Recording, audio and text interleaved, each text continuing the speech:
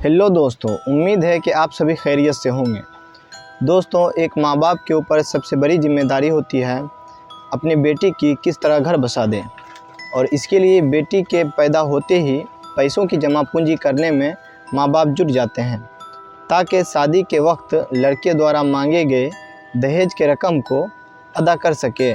लेकिन ज़रा सोचें, क्या हो अगर दामाद के हर मांग को पूरी करने के बाद भी एक बाप को बेटी की लाश शादी के 17 दिन बाद ही मिले? क्या बीतेगी उस बाप पर? आज की सच्ची घटना जो सुनाने जा रहा हूँ उसे सुनकर आपके रोंगटे खड़े हो जाएंगे, और ये घटना इसी महीने जून में घटी है। वीडियो में आगे बढ़ने से पहले हमारे चैनल को सब्सक्राइब कर लें, जिससे इसी तरह के अवेयरनेस फैलाने वाली वीडियोज़ आप तक पहुँचती रहे। और लास्ट में मैं आपको एक ऐसी जानकारी दूंगा जिसे जानकर आप भी हैरान हो जाएंगे। तो चलिए वीडियो में आगे बढ़ते हैं।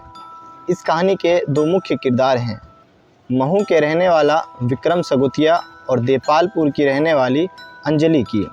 दोनों में पिछले 1.5 साल से बातचीत हो रही थी और दोनों एक दूसरे को अच्छे से जानते थे। 1.5 साल से चले प्यार को शादी के बंधन में बांधने का महीना मई 2023 को तय किया गया।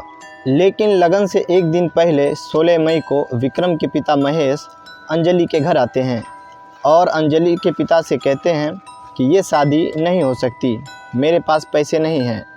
लेकिन महेश फिर कहने लगा, अगर दहेज के रूप में मुझे 2 लाख रुपया मिलेगा तभी ये शादी होगी, वरना नहीं होगी। अंजलि के पिता इस शर्त को मान जाते हैं और 2 लाख रुपये का इंतजाम कर लड़के वाले को दे देते हैं। 21 मई को अंजलि और विक्रम की शादी बड़े ही धूमधाम से की जाती है। अंजलि और विक्रम शादी में बहुत खुश थे, खासकर अंजलि के खुशी का अंदाज़ा आप इसी बात से लगा सकते हैं कि हल्दी के रस्म पर अंजलि ने खलनायक फिल्म का गाना पालकी में होके सवार चली रे, मैं तो अपने साजन के द्वार चली रे गाने पर जमकर डांस किया था, जिसका वीडियो आपको यूट्यूब पर मिल भी जाएगा। लेकिन अंजलि को कहाँ पता था कि जिस खलनायक फिल्म के गाने पर वह डांस कर रही है, असल ज़िंदगी में उसका पति विक्रम भी खलनायक ही निकलेगा। 21 मई को शादी बड़े ही धूमधाम से हो जाती है। विक्रम और उसके घर वाले कितने लालची थे, आप इस बात से ही अंदाज़ा लगा सकते हैं कि शादी के अगले ही दिन से अंजलि को दहेज के लिए परेशान किया जाने लगा। विक्रम को फिर से अंजलि के पिता द्वारा 2 लाख रुपया दिया जाता है। कुल मिलाकर 4 लाख रुपया अब तक दहेज के नाम पर विक्रम और उसके पिता ले चुके थे, और सामान अलग। कहते हैं लालच की कोई सीमा नहीं होती, और ये बात विक्रम और उसके घर वाले साबित करने वाले थे। फिर से अंजलि को उसी तरह परेशान किया जाने लगा। अंत में परेशानी बर्दाश्त से बाहर होने के बाद अंजलि 6 जून की रात अपने घर वालों को फ़ोन करती है और कहती है, आप मुझे लेने आ जाओ, ससुराल वाले मुझे बहुत परेशान कर रहे हैं। अभी यही कोई रात के 10 साढ़े 10 हुए थे। अंजलि से उसके घर वाले कहते हैं, अभी रात बहुत हो चुकी है, इसलिए सुबह आता हूँ। शायद इस बात का अंदाज़ा अंजलि के घर वाले भी नहीं लगा पाए होंगे कि कल सुबह तक बहुत देर हो चुकी होगी। अगले दिन सुबह भाई रुपेश देवालपुर से 7 जून को महू के लिए निकलता है। रुपेश जैसे ही धार नाका में स्थित मकान पर पहुँचता है तो चिल्लाने की आवाज़ आने लगी। रुपेश ने ऊपर जाकर देखा तो विक्रम हाथ झटक कर घर से बाहर भाग गया और कमरे के अंदर अंजलि घायल अवस्था में पड़ी थी। बहन की ये हालत देखकर भाई को भी यकीन हो गया होगा कि उसे आने में 1 से 2 घंटा लेट हो चुका है। विक्रम के हमले से अंजलि जिस तरफ भाग रही होगी, हर तरफ खून ही खून फैला था, जो कि यूट्यूब के ऊपर अपलोड किए गए वीडियो में साफ नज़र आ रहा था।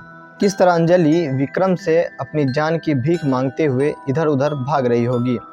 वो वीडियो आपने अगर देखा तो आपकी भी रूह कांप जाएगी। इस घटना की जानकारी रुपेश तुरंत अपने घर वालों को देता है और अंजलि को आनन फानन में अस्पताल की ओर ले गया। लेकिन तब तक बहुत देर हो चुकी थी। अंजलि की अब तक मृत्यु हो चुकी थी। जिस बहन को रुपेश ने 17 दिन पहले जिंदा हंसी खुशी विदा किया था, आज वो उसी बहन की लाश को अपने घर की तरफ ले जा रहा था। पुलिस विक्रम को गिरफ्तार करती है घायल अवस्था में। शायद वो अंजलि को खून करने के दौरान हाथापाई में घायल हो गया था। विक्रम से पूछा गया कि उसने अपनी पत्नी को क्यों मारा।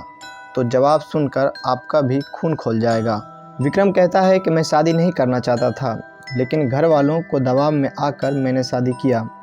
लेकिन शादी के बाद उसे नौकरी से भी 5 जून को निकाल दिया गया था।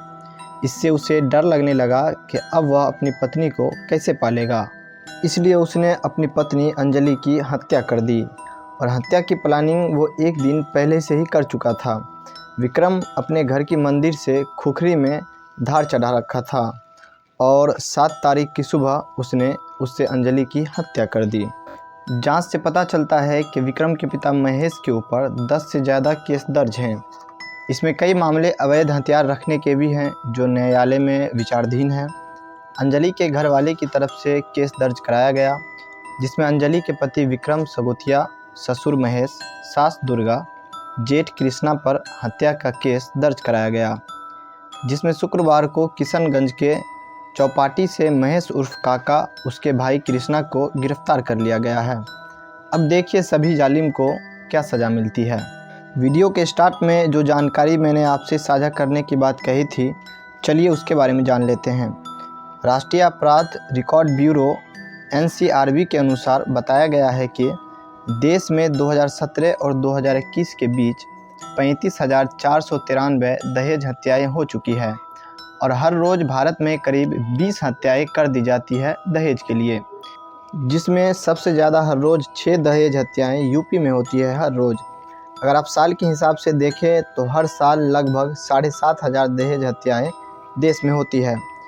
सरकार दहेज हत्या के ऊपर कितना भी सख्त कानून बना ले, जब तक आरोपी को मौत के बदले मौत की सज़ा नहीं मिलती तब तक ये अपराध कम नहीं होगा। और दूसरी बड़ी बात, सबसे पहले समाज को इस दहेज जैसी कुप्रथा के खिलाफ आवाज़ उठानी होगी, तब जाकर कहीं दहेज हत्याओं में कमी आएगी। अगर आप मेरी बात से सहमत हैं तो कमेंट करके ज़रूर बताएं। तब तक के लिए दीजिए इजाज़त, फिर मिलते हैं अगले वीडियो में। धन्यवाद।